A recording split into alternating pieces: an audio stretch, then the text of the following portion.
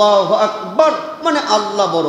আল্লাহ ডাক দেয়া বলেন, ফেরেশতারা শোনো, যারা বলে আমি আল্লাহ বড়, আমি আল্লাহ বড়, আমার বান্দা ছোট, আমি ছোটকে জীবনের গুনাহ মাফ করে দিলাম।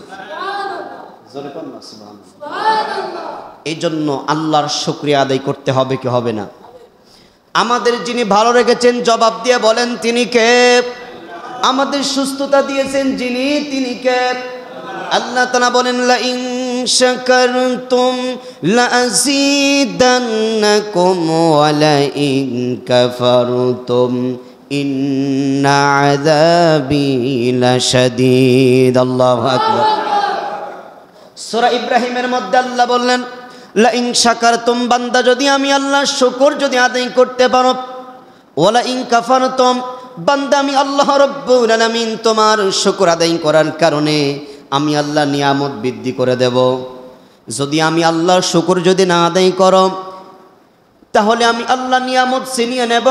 শুধুমাত্র নিয়ামত ছিনিয়ে নেব না, ইন্না আযাবি লাশাদীদ, আমি কঠিন আযাবের মধ্যে গ্রেফতার করব।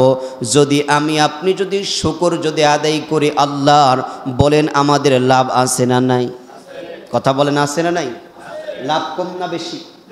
আচ্ছা, দুনিয়াতে টাকার মালিক হতে চায় না, সম্পদের মালিক হতে চায় না, এরকম কোন লোক আছে? কথা বলেন, আছে কি? সবাই তো টাকার মালিক হতে চান। কি হাজী সাহেব? যার একটা বাড়ি আছে সে দুইটা বাড়ি মালিক হতে চান। এই যে আমি এর মধ্যে আমি একটা আমলের কথা বলি, দেখেন, আমার কথা না, নবীজি বলেছেন যারা এই একটি আমল বেশি বেশি করবে ওরা দ্রুত ধনী হয়ে যাবে, টাকাওয়ালা হয়ে যাবে, সম্পদ হয়ে যাবে, রিজিকের মধ্যে বরকত হবে। সুবহানাল্লাহ কোন। আচ্ছা, টাকার মালিক হতে চায় না এরকম লোক আছে? সবাই টাকার মালিক হতে চান। যার মোটর সাইকেল আছে ও চাই একটু প্রাইভেট কার কিনি, যার একটা প্রাইভেট কার আছে ও বলে দুইটা গাড়ি কিনলে ভালো হয়, বলে সাধারণ প্রাইভেট কার দিয়ে হবে না, 5 জোড়া গাড়ি লাগবে। কথা কন না কেন? যার একটা দোকানের মালিক বলে একটা দোকান হলে কি হয়, সংসারই চলে না, এক দোকানের ভাড়া দিয়ে আমার কিছুই হয় না, ছেলে মেয়ে মানুষ করতে পারি না। আরও যদি দুইটা দোকানের মালিক যদি হতে পারতাম তাহলে আরও কত টাকার মালিক হতে পারতাম।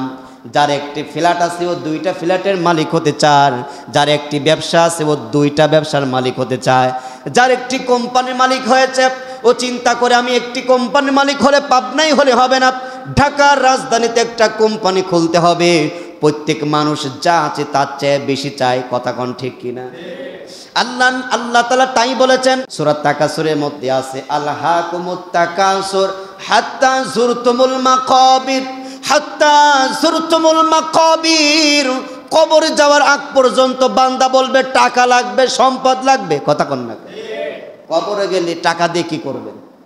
হাত্তা যুরতুমুল মাকাবির, যতদিন বান্দা কবরে ঢুকবে না, মাটির মধ্যে ঢুকবে না, মানুষের বাইসে থাকতে কত টাকা লাগে। আমরা এত টাকার আকাঙ্ক্ষা, এত আশা করি, আমাদের টাকা, আমাদের সম্পদ যা আছে তাই দিয়ে আমাদের দিন যাবে যদি হালাল রুজি যদি খায়, কিন্তু আমার হারামের দিকে আমরা দৌড়াই, আরো টাকার মালিক হতে চাই। আছে না নাই? নবীজি বলেছেন, আল্লাহ বলেছেন, তাকে বলা হয় হাদিসে কুদসি, যেটা আল্লাহ বলেছেন, নবীজিও বলেছেন। নবীজি বলেছেন, আমার সাহাবীরা শোনো, আমার উম্মতিরা শোনো, বনি আদম এমন একজন জাতি, বনি আদমের এই মানুষগুলো, মানুষের মধ্যে এত আশা আকাঙ্ক্ষা, যদি অহুদ পাহাড়, এই বিশাল অহুদ পাহাড় যদি স্বর্ণের টুকরো যদি বানিয়ে দিত, অহুদ পাহাড় যদি স্বর্ণের মধ্যে বানিয়ে দিয়ে বনি আদমকে দিত, বিশাল বড় পাহাড়ে স্বর্ণ, এক কাছ থেকে কাইটা বেচবেন আর খাইবেন, আপনি আপনার 14 গোষ্ঠী সুদ্ধা খাবে, তাও অহুদ পাহাড় শেষ হবে না। কিন্তু বনি আদমের অন্তর কয়, একটা অহুদ পাহাড় স্বর্ণ হলে হবে না, আর একটা অহুদ পাহাড় দরকার। কথা কন ঠিক কিনা? আসলে বাস্তব কিনা ভাই?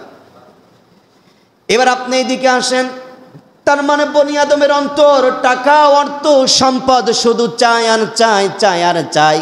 যদি গোলাম যদি একটি আমল যদি করতে পারে, আমার আল্লাহ তাআলা ওকে টাকা দিবে, অর্থ দিবে, এই অর্থের মধ্যে শান্তি থাকবে, রহমত থাকবে, বরকত থাকবে, আল্লাহর আসমান থেকে সাকিনা থাকবে। সেই আমলটি হচ্ছে আয়াতে কারিমা সূরা ইব্রাহিমের, লা ইন শাকারতুম লাযীদান্নাকুম ওয়া লা ইন কাফারতুম ইন্না আযাবি লাশাদীদ। আল্লাহ তাআলা বলেন সূরা ইব্রাহিমের মধ্যে, লা ইন শাকারতুম লাযীদান্নাকুম।